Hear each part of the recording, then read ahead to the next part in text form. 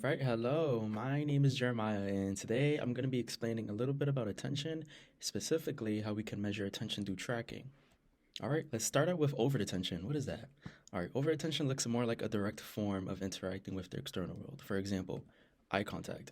Looking at someone with just your eyes, focusing on everything that they're saying, the color of their eyes, it's direct. Now, covert attention is much more indirect, a lot more of the internal world, sort of interacting with the external world, but it's a lot more internal. Like, for example, eavesdropping on a conversation, but you're not looking at the person, you're just staying there, looking away, just like what is going on. All right, so let's dive a little bit more into what specific types of covert attention there are. They're active and passive. So, right now, with active covert attention, it is a lot more using your inner observation, using your memory and sensory skills to focus on a current task. So, right now, there's a whole bunch of dogs in Dog Park. Very cute, very fluffy. We're going to want to look for the Rottweiler. Where's the Rottweiler? I'll give you a second. There he is. You just were given a task, and now you're using your active covert attention to seek out whatever you need to seek out.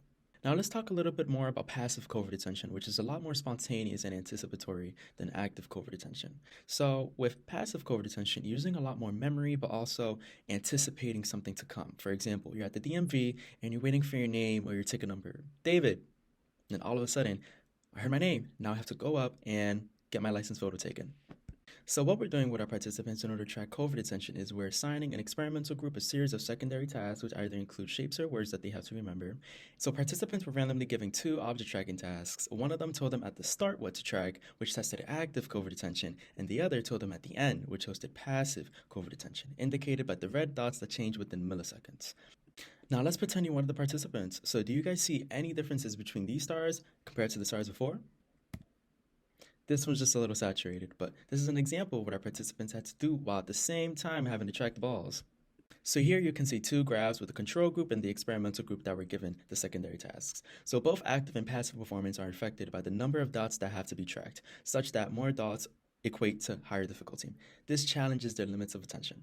So having a secondary task not only hurt performance just a little bit, but we're waiting on a larger sample with more variation on how difficult the secondary tasks are in order to replicate that the more that you have to track, the worse that you'll perform. So this star in the corner, it has a hashtag and the other stars don't. But did you notice that every single star got lighter progressively throughout the presentation? That's the first star right there, which goes to show that the brain cannot process everything, whether it be looking at beeping red dots, stars in the sky, or in this case presentation. Being in the moment is truly important. Internal stimuli and external stimuli can distract you from anything that you want to do or have to do, including multitasking, which is a myth. So focusing on what you need to focus on in the moment is essential to productivity or authenticity.